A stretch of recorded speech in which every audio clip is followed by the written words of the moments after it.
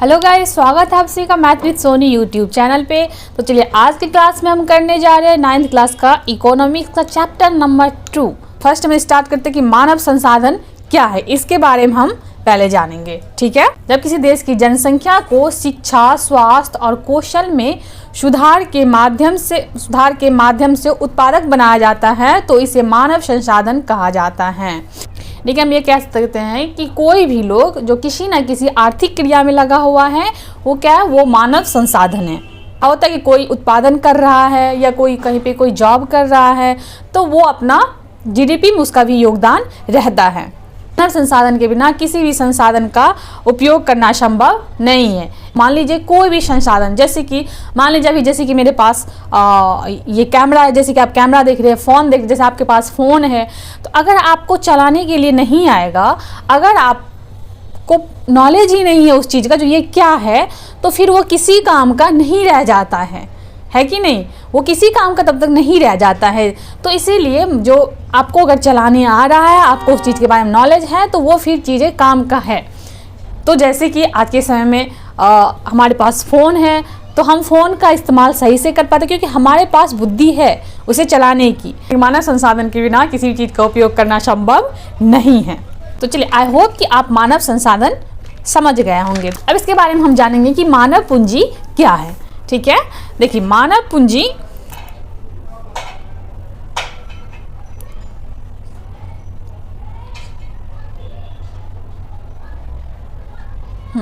देखिए मानव पूंजी लोग को शिक्षा, स्वास्थ्य और कौशल के जरिए जो है इतना सक्षम बनाना, लोगों को शिक्षा, स्वास्थ्य और कौशल के जरिए इतना सक्षम बनाना कि वे खुद का और देश का विकास कर सके। मतलब कि हम ये कह सकते हैं कि मानव पूंजी में निवेश करने से वैसा लाभ मिलेगा जैसा किसी और चीज़ में निवेश करने से नहीं मिल सकता। ये हम कैसे कह सकते हैं, आप खुद ही सोच के देख लीजिए कि आपके पास अगर सारे संसाधन हो, जैसे कि मान लीजिए आपके पास एक कंप्यूटर दे दिया जाए या फिर लैपटॉप दे दिया जाए, तो क्या कर पाएंगे? यदि आपको इसके बारे में नॉलेज नहीं है तो फिर वो आपके किसी काम का नहीं रहेगा, है ना। तो यानी कि मानव पे इन्वेस्ट करना, इंसान पे इन्वेस्ट करना ज़्यादा इम्पॉर्टेंट है। जैसे कि शिक्षा, स्वास्थ्य के द्वारा मानव पूंजी में निवेश किया जाता है। आमतौर पे हम देखते हैं कि एक शिक्षित लोग होते हैं और एक जो अशिक्षित लोग होते हैं, इन दोनों में हमें फ़र्क देखने को मिलता है। शिक्षित लोग जो रहेंगे वो अपने परिवार में चाहेंगे कि और लोग भी शिक्षित हो, वो अपने परिवार को सही से लीड कर पाएंगे। यानी कि ये कह सकते हैं कि जो भी व्यक्ति शिक्षित है तो यानी कि वो अपने बच्चे को शिक्षा की तरफ बढ़ाएंगे, वो शिक्षा देने का कोशिश करेंगे, है ना। तो लेकिन जो अशिक्षित नहीं है, जिसे शिक्षा का महत्व ही नहीं पता है, वो शिक्षा को नहीं सही से समझ पाएंगे और नहीं दे पाएंगे। शिक्षित व्यक्ति अपने बच्चों को पढ़ाने पे ज़्यादा जोर देते हैं। वो ज़रूरी नहीं है कि वो पढ़ लिख के इंजीनियर ही बने, डॉक्टर ही बने। शिक्षा देने का मतलब ये नहीं होता है। शिक्षा देने का मतलब ये होता है कि आप शिक्षित रहेंगे तो आप सही और गलत में वेद करना मतलब दोनों में वेद करना समझ पाएंगे, क्या सही है, क्या गलत है, क्या करना चाहिए, क्या नहीं करना चाहिए। लेकिन आप अशिक्षित लोग हैं, आपके पास शिक्षा के अभाव है, तो आप इस चीज़ को समझना थोड़ा सा मुश्किल हो जाता है। या कह सकते हैं कि या फिर आप देखते हैं कि हम अपने समाज में देखते हैं कि जो शिक्षित लोग होते हैं वो अपना इन्वेस्टमेंट शिक्षा पे करना चाहते हैं, लेकिन जो शिक्षित लोग नहीं हैं तो उन्हें लगता है कि इस पे पैसा वेस्ट करने से अच्छा है कि किसी और काम में लगा दे। लेकिन नहीं, शिक्षा एक बहुत बड़ी पूंजी है, ताकत है हमारी, ऐसा कह सकते हैं।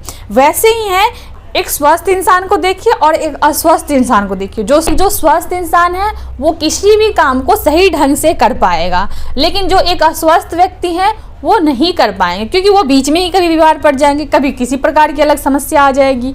लेकिन एक जो मतलब उत्पादन भी करेंगे तो एक जो स्वस्थ व्यक्ति हैं वो सही से कर पाएंगे, लेकिन एक जो अस्वस्थ व्यक्ति हैं वो सही से नहीं कर पाएंगे। आप समझ रहे हैं इस बात को। जैसा कि हमारे बुक में भी एक कहानी के जरिए हमें बताया गया है, जैसा कि हमें भी अपने बुक में, हमें एनसीईआरटी के बुक में एक कहानी देखने को मिलेगा। इस बात को आपको शिक्षा और स्वास्थ्य को समझाने के लिए हमारी बुक में कहानी दिया गया है। शकल और कैलाश और शकल दो मित्र हैं, दोनों एक ही गांव से हैं, दोनों एक ही गांव से होते हैं, शेमापुर में रहता है दोनों। तो यहाँ पे दिखाया गया है कि जो शकल के जो मम्मी पापा है, शकल के माँ पापा और उनके भाई बहन हैं, तो शकल के मम्मी पापा क्या करते हैं कि उनके शिक्षा पे यानी कि उसको स्कूल भेजते हैं, स्कूल में उनका दाखिला कराते हैं। पहले प्राथमिक शिक्षा प्राप्त करते हैं, फिर माध्यमिक शिक्षा प्राप्त कर उच्च माध्यमिक शिक्षा प्राप्त करने के बाद क्या होता है कि शकल जो है वो कंप्यूटर में कोर्स कर लेते हैं। उसको कोर्स करने के बाद क्या होता है, एक कंपनी से उसे काम मिल जाता है, ठीक है। फिर उसके बाद क्या है तो वो अपने काम करने लगते हैं अच्छे से, फिर उसको क्या होता है उससे पैसे आने लगते हैं, उसका इनकम बढ़ते जाता है, फिर उनका इनकम बढ़ते जाता है। तो फिर ऐसे धीरे धीरे वो ग्रो ही करते चले जाते हैं कुल मिला के। दूसरी कहानी है विलास का। विलास की जो है पापा जो है उनके बचपन में ही मतलब बचपन में उनके पापा का मृत्यु, यानी कि जब विलास छोटा रहता है उनके पापा की मृत्यु हो जाती है। उनकी बस माँ में परिवार में उनकी माँ रहती हैं, तो माँ जो है उनकी किसी तरह से गुजारा वशारा अपने करते हैं, ठीक है। तो वहाँ उनको ठीक से खाना भी नहीं मिल पाता, जिस वजह से कि विलास जो है वो बीमार भी रहता है और उसको स्कूल भी नहीं भेजा जाता है। उनकी माँ अपनी मछली बेच के और अपना किसी तरह से भरण पोषण करती हैं। तो एक उम्र आ जाने के बाद उनकी माँ भी बीमार हो जाती है और वो भी मरने की तादाद पे आ जाती है। लेकिन उसके बाद विलास भी पढ़ता लिखता नहीं है, उसे भी पढ़ाया लिखाया नहीं जाता है। तो वो क्या करता है, वो भी अपने जब उनकी माँ बीमार होने लगी तो वो भी अपनी मम्मी की तरह ही मछली बेचने लगता है। तो जिस तरह से उसकी मम्मी उससे पैसा कमा रही थी, बिल्कुल उसी तरह से विलास का भी जीवन हो गया, वो भी उसी तरह से पैसे कमाने लगे। यानी कि कुल मिला के हम ये कह इस बात यहाँ पे हम ये समझ सकते हैं कि उसका जीवन स्तर वैसा ही रह गया, उसका अच्छा नहीं हो पाया उससे। लेकिन क्या हुआ, शकल का जीवन और अच्छा होते चला, वो ग्रो करते चले गया। लेकिन वो शरीर उसका स्वस्थ भी अच्छा था और स्वास्थ्य भी अच्छा था और वो काम भी अच्छा कर रहा था। लेकिन विलास का ऐसा हालात नहीं था। तो हमारे समाज में भी ऐसा ही होता है, ऐसा देखने को मिलता है, ठीक है। हम लोग भी देखे हैं अपने आसपास, बहुत सारे ऐसे लोग होते हैं जिसमें कि क्या होता है कि बच्चे के पढ़ाई पे, उनके खान पान पे अच्छे इन्वेस्ट नहीं किए जा करते हैं। जो लोग शिक्षा यानी कह सकते हैं कम शिक्षित है या नहीं है, ये जिसे समझ कम है, ठीक है। और जो अशिक्षित लोग होते हैं वो अपने बच्चे पे क्या हो तभी जब इन्वेस्ट किए, जैसे कि अभी आप पढ़ रहे हैं, आपके मम्मी पापा आप पे इन्वेस्ट कर रहे हैं, आपके पढ़ाई पे, आपके खाने पीने पे, आपके कपड़े में, आप पढ़े इसके लिए आपको फ़ोन। तो आप जो हैं, आप क्या है, आप मानव पूंजी है, आप अपने माता पिता की पूंजी है, ठीक है, जो कि आगे चल के आप उसे रिटर्न देंगे या खुद के लिए भी इकट्ठा करेंगे, है कि नहीं। क्योंकि आप कोई ना कोई स्किल सीखेंगे, स्किल सीखने के बाद आप किसी न किसी कंपनी में जाएंगे, कहीं या तो खुद का कोई बिजनेस करेंगे या फिर कहीं किसी कंपनी में जाके काम करेंगे। तो आप जहाँ काम करेंगे आपको उसके लिए आपको पेमेंट पे किए जाए, उसके लिए आपको पैसे पे किए जाएंगे, है ना। लेकिन वहीं पे अगर देख लीजिए आपके मम्मी पापा आप पे इन्वेस्ट ना करें, आपके पढ़ाई पे खर्च ना करके, आपके स्वास्थ्य पे पीछे खर्च ना करके, आप पे इन्वेस्ट ना करके वो पैसे के इकट्ठा करके रख ले, लेकिन क्या होगा उससे कि उस पैसे रखा ही रह जाएगा, लेकिन क्या होगा कुल मिला के खर्च होते जाएगा, उससे इनकम ज़्यादा कुछ नहीं। क्योंकि आप पढ़े नहीं होंगे तो आप उसको चलाने का सही से तरीका नहीं समझ पाएंगे, उस पैसे को क्या करना है आगे। लेकिन आप पढ़ लेंगे तो आपके पास नहीं भी पैसे रहेगा तो भी आप जनरेट कर लेंगे इनकम, है कि नहीं। क्योंकि आपके पास स्किल है जो कि आप कहीं ना कहीं काम कर लेंगे या कोई बिजनेस स्टार्ट कर लेंगे तो आपको पैसे हो जाएंगे। तो यानी कि हम कह सकते हैं कि जो पढ़ाई कर रहे हैं एक बहुत बड़े पूंजी है आप। तो चलिए आगे बढ़ते हैं। हम बात कर रहे थे शिक्षित और अशिक्षित माता पिता के बारे में, तो उसी पे हम चर्चा करेंगे कि शिक्षित और अशिक्षित माता पिता में क्या अंतर है। वैसे तो हम बात किए हैं, ऐसा हम नहीं कह रहे हैं कि जो अशिक्षित माता पिता होते वो नहीं पढ़ाते लिखाते अपने बच्चे को, ऐसा बिल्कुल नहीं कह रहे हैं। बिल्कुल जो अशिक्षित परिवार के या अशिक्षित माता पिता होते हैं वो भी चाहते हैं उनके भी बच्चे पढ़े, ताकि वो जैसा कि हालात उनका है वैसा उनके बच्चों का नहीं हो, ऐसा वो भी चाहते हैं, ऐसा वो भी करते हैं, ऐसा हम नहीं कहते। लेकिन अभी भी बहुत सारे जगह ऐसे देखने को मिलता है, चाहे वो जो भी कारणवश हो, जो भी समस्या हो, शिक्षित माता पिता को जो है शिक्षा का महत्व पता होता है, इसलिए वे अपने बच्चे को सुनहरे भविष्य के उद्देश्य से उनकी शिक्षा में निवेश करते हैं। सुनहरे भविष्य मतलब आने वाले समय के लिए जो है उनमें निवेश करते हैं, ताकि आने वाले समय में अच्छा कर पाए, अच्छे आप स्किल सीख पाएंगे, आप काम सीख पाएंगे, आप कोई टेक्नोलॉजी सीख पाएंगे, जैसे कि आप आगे चल के उसमें काम करेंगे या फिर कोई खुद का बिजनेस खोलेंगे, कुछ भी करेंगे तो उसमें अच्छे से इनकम आप कर पाएंगे। शिक्षित माता पिता अपने बच्चे का स्वास्थ्य का भी विशेष ध्यान रखते हैं। इससे बेहतर मानव पूंजी बनाने का एक अंतरहीन चक्र शुरू हो जाता है। अंतरहीन चक्रवृद्धि मतलब ये प्रक्रिया चलते रहता है, यानी कि हम कह सकते हैं कि देखिए, जैसे कि माता पिता का शिक्षित होना ये कैसे होता है। जैसे कि मान लीजिए आज आपके मम्मी पापा शिक्षित है, आप थोड़ा सा रहे या ज़्यादा रहे, कम रहे, ऐसे जो भी होता है, तो वो क्या करते हैं, आपको पढ़ाते हैं, ठीक है, आपको पढ़ा रहे हैं। और आप जब पढ़ लेंगे तो आप क्या करेंगे, आपको शिक्षा का महत्व पता होगा, तो आप क्या करेंगे, आप भी आने वाले जनरेशन को पढ़ाएंगे ताकि ये पढ़ेंगे तो इसके पास अच्छी नॉलेज होगी, अच्छी जानकारी होंगे, ठीक है, तो ये अच्छा करेगा और फिर वो अगले जनरेशन वाले भी करेंगे, है कि नहीं। जैसे मान लीजिए अगर हम पढ़े लिखे हैं, अगर मान लीजिए मैं पढ़ी लिखी रहूँगी तो क्या होगा, हम आने वाले जनरेशन को भी पढ़ाएंगे, हम चाहेंगे कि वो पढ़े, उसके पढ़ाई में इन्वेस्ट करेंगे, फिर वो आने वाले जनरेशन को पढ़ाएंगे। तो इस तरह से ये प्रक्रिया चलता रहता है। लेकिन वहीं पे अशिक्षित माता पिता अशिक्षित माता पिता अपने बच्चों को शिक्षा और स्वास्थ्य में निवेश नहीं कर पाते हैं। इससे एक ऐसा अंतरहीन चक्र शुरू हो जाता है कि आने वाले कई पीढ़ियां गरीब रह जाते हैं। यानी कि गरीबी होने का ये एक बहुत बड़ा समस्या भी है, जैसे कि ये पीढ़ी दर पीढ़ी चलता है। ऐसा नहीं है कि अचानक से हो जाता है ना, ऐसा नहीं कि वो अचानक से हो जाता है। जैसे कि मान लीजिए किसी के फैमिली शिक्षित, ऐसा नहीं है कि एक परिवार शिक्षित हो गया, आज शिक्षित हो गया, कहीं ना कहीं उसका प्रक्रिया जो वो पहले से चलते आ रहा है, तो फिर वो जाके धीरे धीरे, पहले मान लीजिए किसी की फैमिली कम पढ़े थे, उसके अगले जनरेशन के थोड़ा सा ज़्यादा पढ़े, उसके अगले जनरेशन के थोड़ा ज़्यादा, वो थोड़ा डेवलप कर, ऐसे धीरे धीरे वो डेवलप होते जाते हैं, है कि नहीं, ज़्यादा। लेकिन वहीं पर अशिक्षित परिवार में क्या होता है, जैसे कि मान लीजिए किसी के माता पिता हैं, तो वो क्या होता है, वो पढ़े लिखे नहीं है, तो उसमें क्या है कि उनका थोड़ी ना, उसको मतलब उनके पिछले जनरेशन यानी कि उनके माता पिता ने उनके पढ़ाई पे ध्यान उतना नहीं दिया, तो जिस वजह से उनको शिक्षा नहीं प्राप्त हुआ। तो अब वो चाह रहे हैं कि उनके बच्चे पढ़ ले, या फिर पढ़ ले, ऐसा चाह रहे हैं, लेकिन किसी कारणवश, जो भी कारणवश होता है, वो नहीं पढ़ा पाते हैं। और ये भी कह सकते हैं आप एक तरह से कि उस शिक्षा के महत्व को उतना नहीं समझ पाते हैं, उस तरह से नहीं दे पाते हैं जिस तरह से पढ़े लिखे अपने बच्चों को दे पाते हैं, क्योंकि वो खुद भी अपने बच्चे को गाइड करते हैं, खुद से भी देखते हैं जो बच्चे क्या पढ़ रहे हैं, क्या कर रहे हैं, नहीं कर रहे हैं, क्या सही है, क्या गलत है।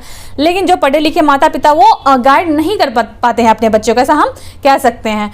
तो वो स्वास्थ्य का भी उतना ध्यान नहीं रख पाते हैं, जो क्या खाएंगे, क्या खाएंगे, कैसे खाएंगे जिससे कि स्वस्थ रहेगा। तो ये जो है ये अंतरहीन प्रक्रिया चलते रहता है, लेकिन इसमें भी टाइम लगता है, ये भी प्रोसेस सही होने में। तो होता है शिक्षित माता पिता और अशिक्षित माता पिता में। जिनके माता पिता शिक्षित होते हैं वो उनके खान पान का, उनके पढ़ाई लिखाई का, सब कुछ का अच्छे से ध्यान रख पाते हैं सही से।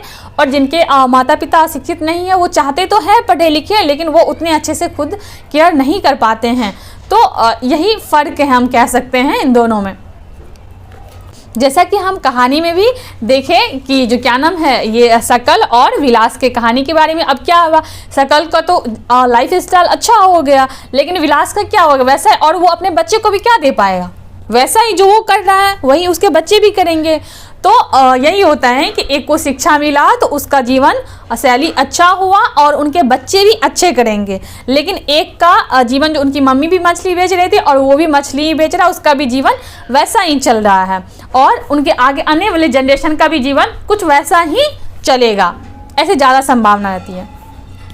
आगे हम समझते हैं कि आर्थिक क्रिया क्या होता है। आर्थिक यानी कि पैसे के आधार पे जो क्रियाएं हैं उसे तीन भाग में विभाजित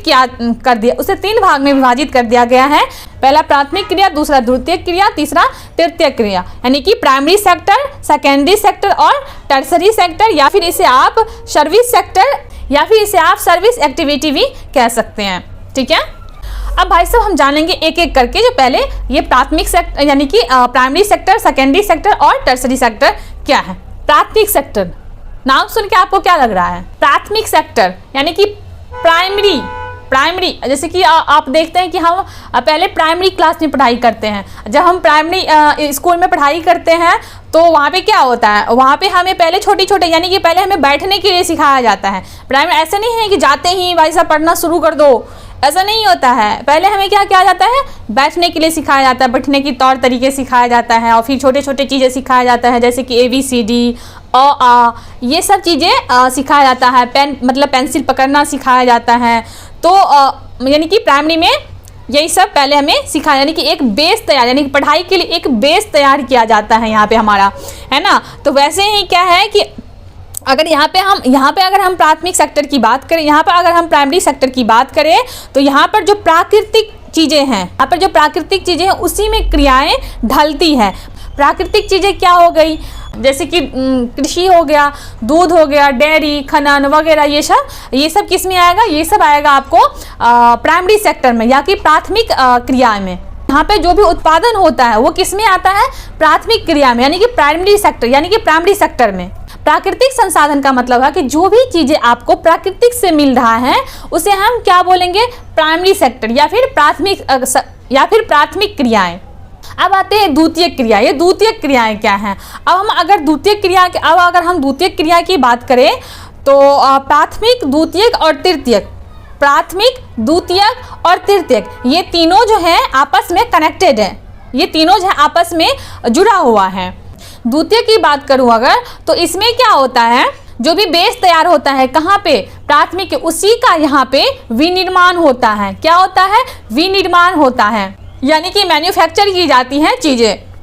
फॉर एग्जाम्पल मक्का, गन्ना, आलू, ऐसे बहुत सारे चीज़ें। जैसे कि मान लीजिए आलू जो है वो किस में आएगा, यानी कि आलू जो हम उत्पादन करते हैं वो किस में आ जाएगा, कृषि में, यानी कि प्राथमिक में आएगा। लेकिन अगर उसे लाके चिप्स बना दिया जाए, अगर उसका चिप्स तैयार कर दिया जाए, तो वो क्या हो जाएगा, यानी कि उसका क्या हो गया, वो मैन्युफैक्चरिंग हो गया उसका, यानी कि उसका मैन्युफैक्चर हो गया, है ना, यानी कि उसका विनिर्माण हुआ तो वो किस में आएगा, वो आ जाएगा आपको द्वितीयक सेक्टर में। किस में आएगा, द्वितीयक सेक्टर में, यानी कि सेकेंडरी सेक्टर में, यानी कि सेकेंडरी सेक्टर में आएगा। और वहीं पे अगर देख लीजिए, अब जैसे गन्ना भी ले लेते हैं हम, ऐसा गन्ना किस में आएगा, ये आएगा तो वैसे तो गन्ना का हम उत्पादन करते हैं, गन्ना क्या कृषि में आएगा, तो गन्ना जो है वैसे आएगा तो ये प्राथमिक क्रियाएं में, है ना, प्राथमिक क्रियाएं में आएगा। लेकिन अगर हम गन्ना को ला के उसे मिल पे उसका गुड़ बना ले, या फिर उसका गुड़ तैयार कर लिया जाए, तो वो फिर क्या होगा, यानी उसका क्या हो, विनिर्माण हुआ, मैन्युफैक्चर हुआ, तो वो किस में आ जाएगा, वो आ जाएगा आपको फिर द्वितीय सेक्टर में आ जाएगा, यानी कि सेकेंडरी सेक्टर में आ जाएगा, या फिर आप कह सकते हैं कि द्वितीय क्रियाएं में आ जाएगा। ठीक है, यहाँ तक तो आप समझ रहे हैं, कोई दिक्कत है? आई होप कि नहीं होगा दिक्कत, आप समझ रहे होंगे। अब आ जाते हैं कि तृतीय क्रियाएं क्या हैं। ठीक है, तो देखिए जो इन दोनों को यानी कि प्राथमिक क्रियाएं को और द्वितीय क्रियाएं को, यानी कि प्राइमरी सेक्टर को और सेकेंडरी सेक्टर को जो सेवाएं प्रदान करती हैं, उन्हीं को हम क्या कहते हैं, उनको क्या बोलेंगे, उसी को हम बोलेंगे तृतीय क्रियाएं, यानी कि सर्विस एक्टिविटी। जैसे कि आप देखिए या फिर ऐसा देखिए, जब हम आलू का उत्पादन किए तो वो किस में आया, प्राथमिक क्रियाएं में। अब उसका हमें क्या करना है, चिप्स बनाना है। चिप्स बनाने के लिए हमें क्या करना होगा, उसे आलू को खेत से हमें मशीन तक पहुंचाना होगा, जहां चिप्स बनाया जाएगा, जिस फैक्ट्री वहां पहुंचाना होगा। तो पहुंचाना है या फिर ले जाएगा वो, तो उसमें क्या चाहिए, गाड़ी तो चाहिए भाई। तो उसमें क्या करेंगे, ट्रैक्टर चाहिए होगा हमें, या फिर ट्रक जैसे मतलब चीज़ें ले जाएगा, अब ट्रैक्टर वगैरह चाहिए होगा। तो हम क्या करेंगे, वो क्या करेगा, खेत से आलू को उठा के वो उस जगह तक पहुंचा देगा। ठीक है, यानी कि जहाँ पे कि उसका चिप्स बनाया जाएगा, चिप्स तैयार किया जाएगा, जहाँ उसका फैक्ट्री होगा, कंपनी होगा, जहाँ पे कि उसकी फैक्ट्री होगी चिप्स बनाने वाली, वहाँ पहुँचाएंगे। वो क्या किया, इन दोनों को सेवा प्रदान किया। तो ये सेवा प्रदान करना क्या हो जाता है, तृतीय क्रियाएं। सेवा प्रदान करना क्या होता है, तृतीय क्रियाएं। ठीक है, आई होप कि आप लोग यहाँ तक समझ गए होंगे। आगे हम पढ़ेंगे कि उत्पादन के लक्षण के आधार पर आर्थिक क्रियाएं दो प्रकार की होते हैं। आर्थिक क्रियाएं दो प्रकार, आर्थिक क्रियाएं जो होती हैं कितने प्रकार के होते हैं, दो प्रकार के। किसके आधार पे, तो उत्पादक के आधार पे, यानी कि प्रोडक्शन के आधार पे। अब अगर मैं बाजार क्रिया की बात करूँ, कौन सा बात है इसमें, बाजार क्रिया। अब अगर तो इसमें जो भी प्रोडक्शन होता है, इसमें जो भी उत्पादन होता है वो किसके लिए होता है, इसमें जो भी उत्पादन होता है वो होता है बेचने के लिए। इसमें जो भी उत्पादन किया जाता है वो बेचने के उद्देश्य से किया जाता है, ठीक है। यानी कि इसमें जो भी उपजाया जाएगा, यानी जो भी इसमें उत्पादन होगा, ठीक है। या फिर मान लीजिए कि जो मेरे घर में 50 कुंटल 100 कुंटल जो भी कुछ मक्कई उपजाया गया, तो वो इसलिए उपजाया गया क्योंकि उसे बेचना है, ठीक है। तो वो क्या आ जाएगा, वो आ जाएगा आपको बाजार क्रियाएं में। और वहीं पे अगर मान लीजिए हमारे घर में 100 कुंटल गेहूं की उपज हुई, ठीक है, उसमें अब क्या किया मेरे पापा ने, उसमें मान लीजिए मेरे पापा ने क्या किया कि 75 क्विंटल जो है वो बेच दिया गया है, ठीक है। वो क्या किया, बेच दिया। अब उसमें से 25 रख लिए घर में, 25 जो घर में रख लिए वो आ जाएगा गैर बाजार क्रियाएं में। किस में आएगा, वो आएगा आपको गैर बाजार क्रियाएं में। किसी उत्पादन या सेवा को खुद के उपभोग के लिए बनाया जाता है, वो क्या होगा, वो जाएगा गैर बाजार क्रियाएं, ठीक है। मान लीजिए जैसे कि हमारे गाँव में क्या होता है कि बहुत सारे हमारे गांव में क्या होता है कि जो सब्जी उपजाए जाते हैं वो बेचने के लिए नहीं उपजाए जाते, वो इसलिए उपजाए जाते हैं खुद के खाने के लिए, ठीक है। खुद के खाने के लिए सब्जी उपजाए जाते हैं खुद के खेतों में, तो वो क्या हो जाएगा, वो हो जाएगा आपको गैर बाजार क्रिया। और अगर वहीं पे जिसको बेचने के लिए उत्पादन करना है, वहीं पे जिसको सब्जी उगाना है बेचने के लिए, वो किस में आ जाएगा, वो आ जाएगा आपको बाजार क्रिया में, ठीक है। चलिए, आई होप कि आप यहाँ तक समझ गए होंगे, आपको इसमें समझने में कोई दिक्कत नहीं हुआ होगा, ठीक है। आप आई होप कि आप बाजार क्रिया और गैर बाजार क्रिया को समझ गए होंगे, ठीक है। चलिए अब हम आगे बढ़ते हैं। आगे हम जानेंगे कि जनसंख्या की गुणवत्ता। जनसंख्या की गुणवत्ता क्या होता है। जनसंख्या की गुणवत्ता का मतलब है कि किसी जगह का लोग या किसी क्षेत्र का लोग या फिर किसी देश का लोग कितना शिक्षित है और कितने शिक्षित है, स्वस्थ और काम करने के सक्षम है।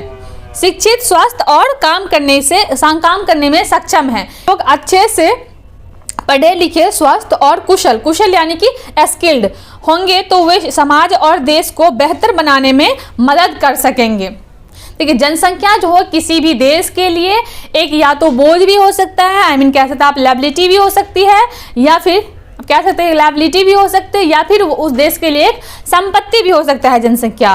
तो हम बात कर लेते हैं जापान के बारे में बात कर लेते हैं। जापान के पास जो है कोई भी संसाधन नहीं है, जापान के पास कोई भी संसाधन नहीं है, लेकिन उसके पास एक संसाधन है। वो क्या है, वो है मानव संसाधन।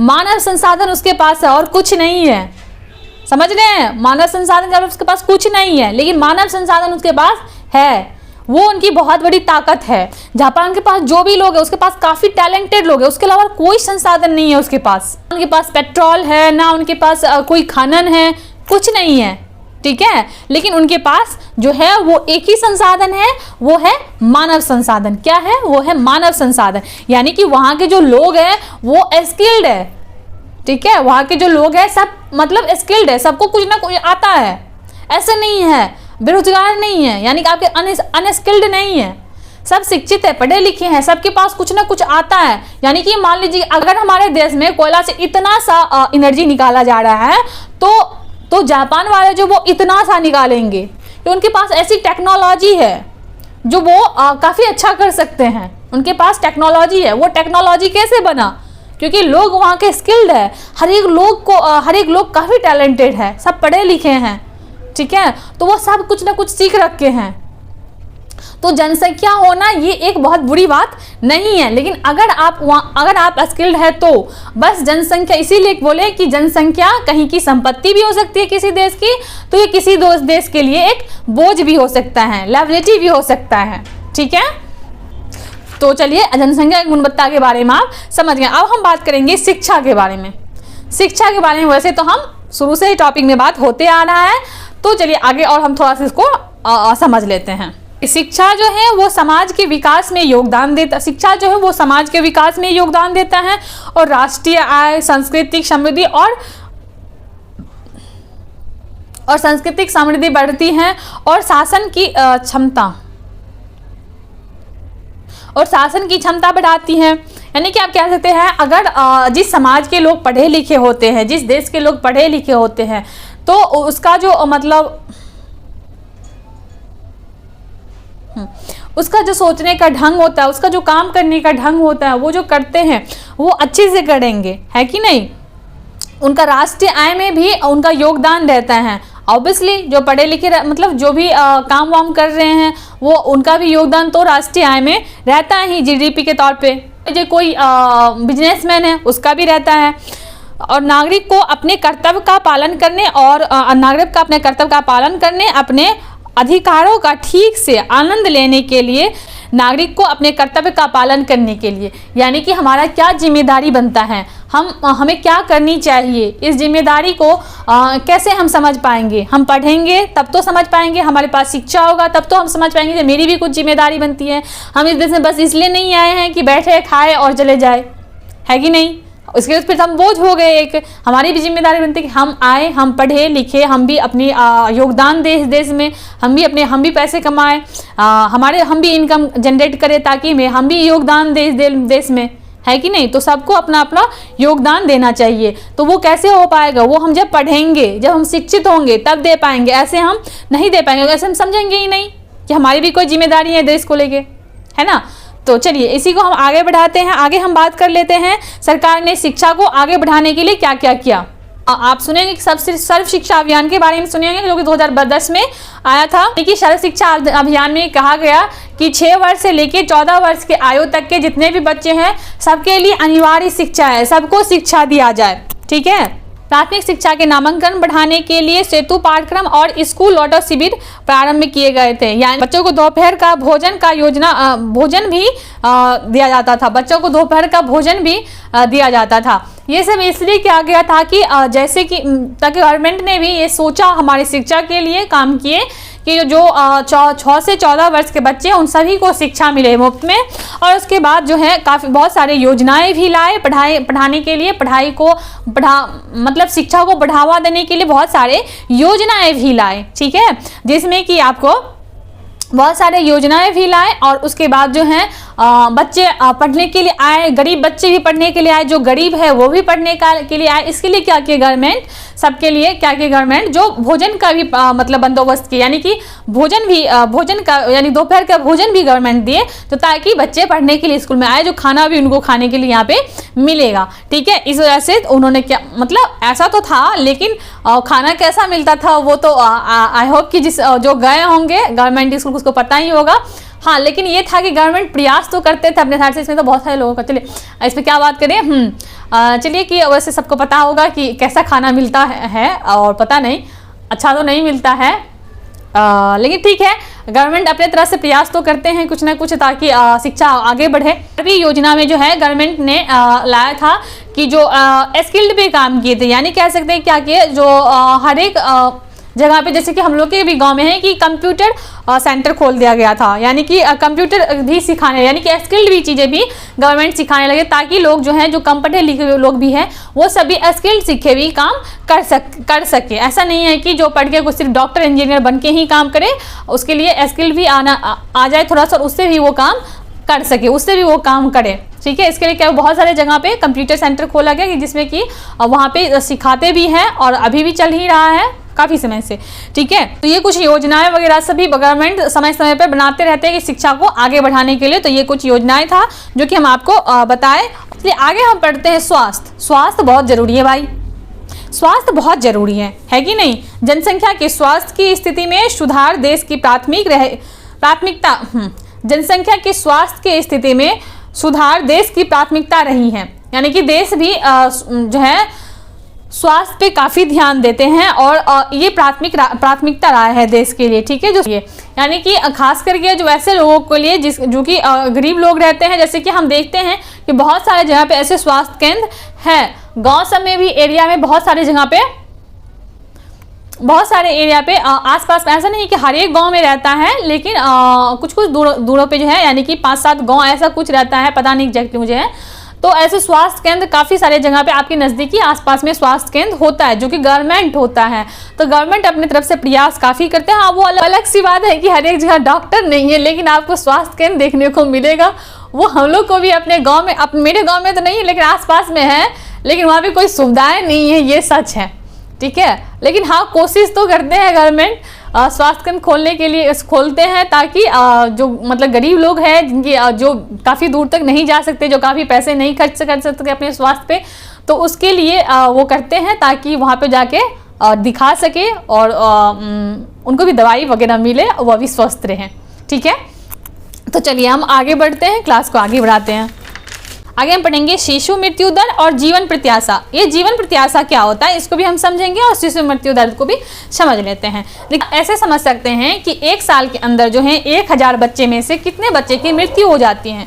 ठीक है, यही होता है शिशु मृत्यु दर। यही यानी कि शिशु मृत्यु दर ये जो है किसी भी देश के स्वास्थ्य स्थिति को दर्शाता है। ठीक है, अब समझ लेते हैं कि जीवन प्रत्याशा क्या होता है। जीवन प्रत्याशा का मतलब है कि किसी देश या किसी क्षेत्र में एक व्यक्ति जो है कितने औसतन कितने वर्ष तक जीवित रह सकता है। ठीक है, यानी कि यहाँ पे जो है एवरेज निकाला जाता है एज का। ठीक है, यानी कि एक एवरेज निकाल लिया जाता है कि मतलब किस देश के एक एवरेज उम्र क्या है लोगों का जीने का। ठीक है, वह तो हमारे जो इंडिया है, हमारा इंडिया का जो है एवरेज एज है आपको 69 वर्ष तो लगभग लोग जी लेंगे। ठीक है, ये एक एवरेज एज है हमारे देश का। वहीं पे अगर हम जापान की बात करें तो जापान का उम्र जो है वो है 84 तो वहाँ पे जी ही लेते हैं। यहाँ पे तो हमारे यहाँ तो 84 अगर उम्र हो जाए तो उसे तो कि काफ़ी बुजुर्ग बोला जाता है और रेयर होते हैं, ज़्यादातर लोग नहीं हो पाते हैं। तो ये था जीवन प्रत्याशा। जीवन प्रत्याशा के मतलब आई होप कि आप समझ गए होंगे। ठीक है, अब हम बात कर लेते हैं बेरोजगारी पे। ठीक है, बेरोजगारी क्या है? बेरोजगारी तो समझ ही सकते हैं कि बेरोजगारी भाई क्या है। देखिए बेरोजगारी जो है, वैसे तो देखिए बेरोजगारी के बारे में हम बात करें, वह स्थिति है, बेरोजगारी वैसा स्थिति है जब काम करने की इच्छा और क्षमता रखने वाले व्यक्ति के पास काम नहीं होता है, या जब कोई व्यक्ति काम की तलाश में होता है लेकिन उसे रोजगार नहीं मिलता है। जैसे कि देखिए इस चीज़ को हमारे बुक में भी बताया गया है। ठीक है, शकल की माँ जो है शीला, वो घरेलू काम तो करती है लेकिन उनके बच्चे अपने बच्चे की देखभाल भी करते हैं। उनके पिताजी काम करते हैं लेकिन उनकी माताजी जो है वो घर में ही काम करती हैं और अपने बच्चों की देखभाल करती है। तो क्या उनकी माँ बेरोजगार हुई? नहीं हुई। कैसे? वो आप ऐसे कह सकते हैं क्योंकि वो अपने मतलब घर के काम करती हैं, वो काम करने में इच्छुक नहीं है, वो काम दूसरा कोई कर नहीं रही है। ऐसा नहीं है कि वो काम ढूंढ रही है, उनको काम नहीं मिल रहा है। और वो उनके भाई माता उनके भाई बहन की अगर बात करो तो वो 15 वर्ष से कम उम्र के ही है, वो काम करने योग्य अभी है ही नहीं। तो उनके भाई बहन तो बेरोजगार हुए ही नहीं, बल्कि उनकी माता भी जो वो भी इच्छुक नहीं। यहाँ पे बात क्या होता है, जब कोई व्यक्ति काम की तलाश में होता है लेकिन उसे रोजगार नहीं मिलता है। जैसे कि कह सकते हैं कि काम करने की कोई तलाश में है, काम चाहता तो है करने के लिए, उसे मिल नहीं है, तो वो लोग बेरोजगार हैं। तो क्या है कि शकल जो है शकल की माँ भाई बहन तो वो 15 वर्ष से कम एज के ही हैं, तो वो बेरोजगार नहीं हुए। उनकी माता जी भी है, वो भी बेरोजगार नहीं हुई। ठीक है, क्योंकि वो भी दूसरे काम में वो अपने हस्बैंड के यानी शकल के पापा के मदद करते हैं काम में, और फिर घर की काम करती हैं। उनको उनके बदले कोई तनख्वाह नहीं मिलता है, वो घर के काम में खुश है और वो दूसरा कोई काम भी नहीं करना चाहते, तो उन्हें बेरोजगार नहीं कहा जा सकता है। अब बेरोजगारी जो है वो आपको बच्चों बेरोजगारी जो है वो आपको 3 प्रकार के होते हैं। अब ये 3 प्रकार की बेरोजगारी क्या? एक होता है मौसमी बेरोजगारी, एक होता है आपको प्रच्छन्न बेरोजगारी, तीसरा होता है आपका शिक्षित बेरोजगारी। ठीक है, मौसमी प्रच्छन्न बेरोजगारी जो होता है इसको कहते हैं डिसगाइज्ड अनएम्प्लॉयमेंट। ठीक है, प्रच्छन्न बेरोजगारी तो इसे कहते हैं डिसगाइज्ड अनएम्प्लॉयमेंट। तो पहले हम जान लेते एक एक करके मौसमी बेरोजगारी को। ये मौसमी बेरोजगारी जो होता है ये आपको गांव में ज़्यादा देखने को मिलता है। कैसे? देखिए गांव में क्या होता है कि ज़्यादातर लोग कृषि ही करते हैं, खेती ही करते हैं। खेती में क्या होता है, रोज काम नहीं होता है। कि जैसे कि मान लीजिए कुछ समय पहले क्या था, कुछ समय क्या था, गेहूं बोने का टाइम था, मकई रोपने का समय था। तो उस समय जो है किसान काफ़ी व्यस्त चलते हैं, काफ़ी बिजी रहते हैं, उनके पास काफ़ी काम रहता है, क्योंकि उनको मकई भी रोपना है और उनको गेहूं भी बोना है। ठीक है, तो उस समय वो काफ़ी व्यस्त चलते हैं। लेकिन अभी की बात कर लीजिए, अभी मुझे नहीं लगता है कि वो लोग व्यस्त होंगे, फ्री ही होंगे, अभी वो बेरोजगार हैं। तो यानी कि कह सकते हैं एक टाइम पे काम है उनके पास और एक टाइम पे काफ़ी काम है और एक टाइम पे जो है उनको काम बिल्कुल भी है ही नहीं। तो इस टाइप के रोजगार जो होता है उनको हम मौसमी बेरोजगारी कहते हैं। ठीक है, आप लोग जो भी गांव से होंगे, जिनके भी पापा खेती वेती करते होंगे, वो इस चीज़ को समझ चुके होंगे, समझ जाते होंगे, या भी आई होप कि सब समझ रहे होंगे। ठीक है, चलिए आगे बात कर लेते हैं कि प्रच्छन्न बेरोजगारी क्या होता है। देखिए ये बहुत ही खतरनाक होता है प्रच्छन्न बेरोजगारी। और प्रच्छन्न बेरोजगारी जो है ये भी ज़्यादा गाँव में ही देखने को मिलता है। ठीक है, गाँव में आप देखेंगे ज़्यादातर कि क्या होता है कि काम है 2 आदमी का। मान लीजिए कि खेत में काम है, ठीक है। खेत में कोई काम है, मान लीजिए कि जो भी काम है, धान रोपना हो, गेहूँ बोना हो, या फिर मकई रोपना हो, या फिर उसका कटाई करना है, जो भी काम है, मान लीजिए उसमें काम है बस 5 आदमी का, ठीक है, 5 इंसान का काम है, उसमें 5 इंसान में उसका काम हो जाएगा, लेकिन उसमें लगा दिया गया है 10 आदमी, ठीक है, या फिर 10 इंसान उसमें लगा दिया गया है। तो उसमें देखिए क्या है कि 5 इंसान में भी काम उतना ही होगा और 10 इंसान में भी काम उतना ही होगा, ऐसा नहीं कि उसमें ज़्यादा हो जाएगा। लेकिन हो क्या रहा है उसमें एक्चुअली में क्या है कि 5 आदमी जो है वो बेरोजगार हैं, उसके पास रोजगार नहीं है, वो काम नहीं कर रहे हैं, वो बेरोजगार हैं। तो ऐसे टाइप के जो काम होता है इसको प्रच्छन्न बेरोजगारी कहते हैं। उसके बाद आता है शिक्षित बेरोजगारी। यार ये तो हमारे देश में बहुत ही ज़्यादा है, शिक्षित बेरोजगारी तो काफ़ी है, ठीक है। गांव में कम होता है ज़्यादातर, ये शहर में भी देखने को मिलता है, गांव में भी आज के समय में देखने को मिलता है काफ़ी, ठीक है।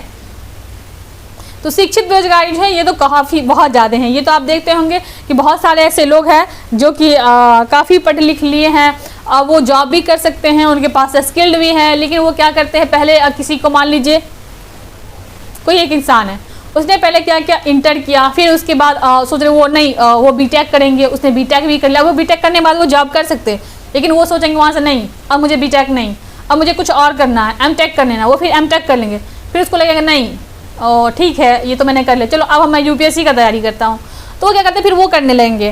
तो ऐसे टाइप के लोग भी आपको काफ़ी हमारे देश में देखने को मिलता है। या फिर बहुत सारे लोग हैं, हाँ ठीक है ग्रेजुएशन कर लिए, पीजी कर लिए, ठीक है डिग्री हो गया है, लेकिन जॉब नहीं कर रहे हैं। तो यानी कि हमारे देश में बेरोजगारी यानी शिक्षित बेरोजगारी तो आप आसानी से समझ सकते हैं क्योंकि काफ़ी हमारे देश में देखने को आपको मिल जाएगा, ठीक है। तो चलिए आई होप कि आप मौसमी बेरोजगारी, प्रच्छन्न बेरोजगारी और शिक्षित बेरोजगारी ये तीनों आप समझ गए होंगे। तो चलिए अब हम आगे बढ़ते हैं। अब हम आगे समझ लेंगे कि बेरोजगारी के प्रभाव, अगर बेरोजगार इतने लोग बेरोजगार रहने से इसका प्रभाव क्या पड़ता है। इसका प्रभाव भी तो पड़ता है ना, होगा ना, बेरोजगार होने का प्रभाव भी तो पड़ता होगा। तो अब इसको हम समझ लेते हैं। देखिए बेरोजगारी का प्रभाव जो है वो आर्थिक प्रभाव भी पड़ता है, बेरोजगारी का प्रभाव आर्थिक प्रभाव भी पड़ता है, सामाजिक प्रभाव भी पड़ता है, व्यक्तिगत प्रभाव भी पड़ता है।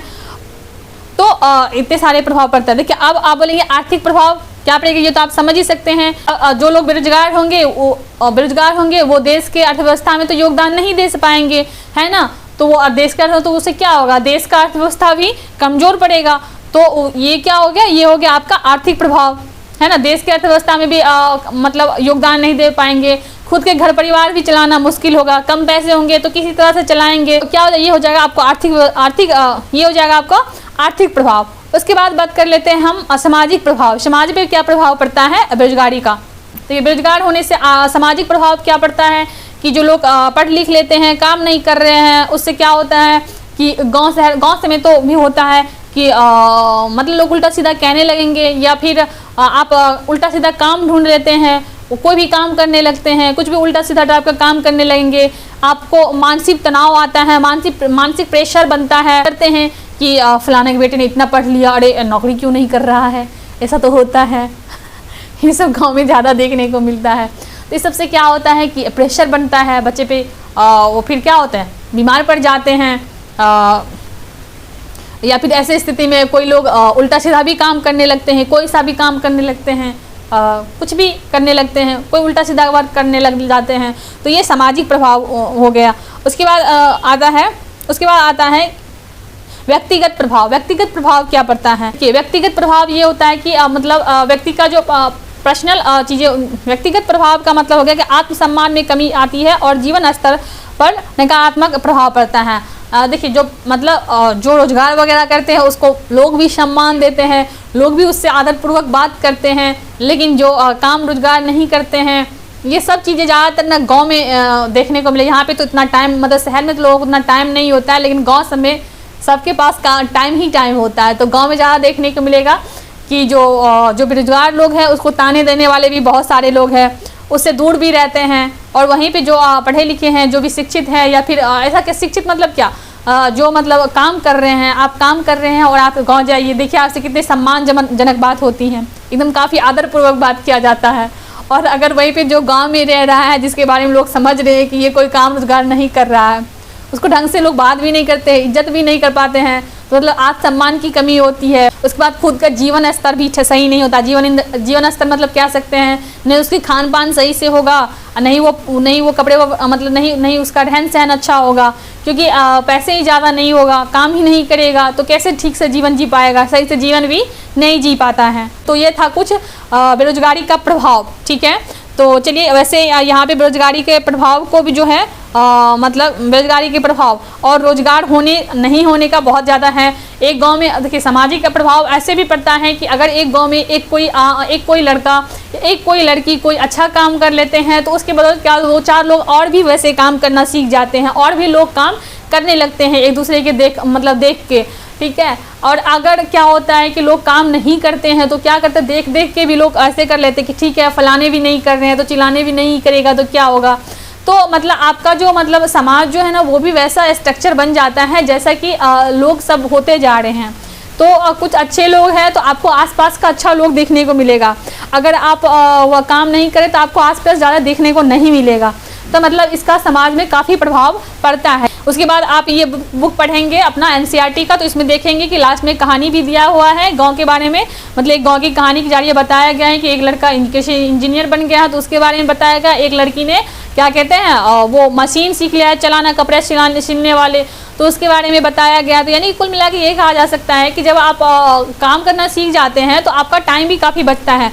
हमारे समाज में भी होता है कि जैसे कि काम खुद के ही शहर में यदि काम हो जाता है, खुद के ही शहर में काम मिल जाता है तो उससे क्या है टाइम भी काफ़ी बच जाता है दूसरे काम करने के लिए। जैसे कि इसमें भी बताया है कि एक लड़की सिलाई सीख गई चलाने के लिए, तो क्या होता है कि लोग को बाहर जाना पड़ता था सिलाई करने के लिए, कपड़ों सिलने के लिए, लेकिन अब क्या हो रहा है अब उसको गाँव में ही कपड़ा सिलने के लिए लोग मिल रहे हैं तो गाँव में ही कपड़ा वो सब सिलवा लेते, तो उसका टाइम क्या हो रहा है वो बच रहा है। तो वो टाइम बच रहा है तो वो क्या कर पाएंगे, वो और भी अच्छे से काम कर पाएंगे, यानी कि वो और काम में समय दे पाएंगे, अपनी कृषि में और भी समय दे पाएंगे। तो उसको क्या होगा, वो उससे और भी उत्पादन करेंगे, उससे उसका और भी इनकम होगा, ज़्यादा होगा। तो कुल मिला के कह सकते हैं कि आपको इसमें ये बताने का कोशिश किया गया है। चलिए आज का क्लास जो है यानी कि चैप्टर नंबर 2 आपका यहीं पे ख़त्म होता है।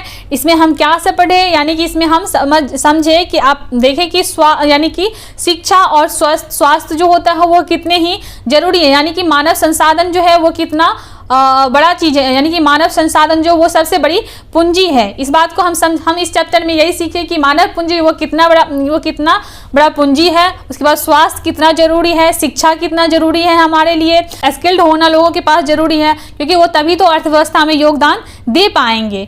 उसके बाद तीनों क्षेत्र के बारे में हम जाने, प्राथमिक क्रियाएं क्या है, प्राथमिक क्रियाएं के बारे में समझे, द्वितीय क्रियाएं के बारे में समझे और तृतीय क्रियाएं के बारे में समझे।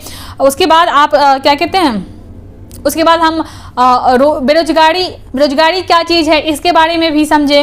तो यानी कि कुल मिला के आप कह सकते हैं। और उसके बाद इस बुक में जो है आपको एक कहानी के जरिए जो है लास्ट में आपको रोजगार के बारे में भी बताया गया कि उस गांव में रोजगार पहले नहीं था, बाद में रोजगार आया तो उस गांव का स्थिति कैसा हो गया। तो ये हम कह सकते हैं कि अगर कोई भी तो मतलब मानव संसाधन जो है कुल मिला के हम कह सकते हैं संसाधन के रूप में लोग जो है वो बहुत ही इम्पॉर्टेंट है, यानी कि हम कह सकते हैं मानव संसाधन जो वो एक बहुत बड़ी पूंजी है, हमारी ताकत है। नहीं कुछ होने के बाद अगर हमारे पास मानव संसाधन है तो हमारे पास सब हो सकता है। ठीक है, तो उसमें हमारा स्वास्थ्य और शिक्षा ये सब काफ़ी अहम भूमिका निभाते हैं। तो चलिए आई होप कि आप सभी लोगों को ये क्लास काफ़ी मज़ेदार लगा होगा। तो अगर आप नए हैं तो आप इस चैनल को सब्सक्राइब जरूर करें और इस वीडियो को लाइक करना ना भूलें और अपने सभी दोस्तों में भी शेयर करिए। अब हम मिलते हैं आपसे अगले क्लास में।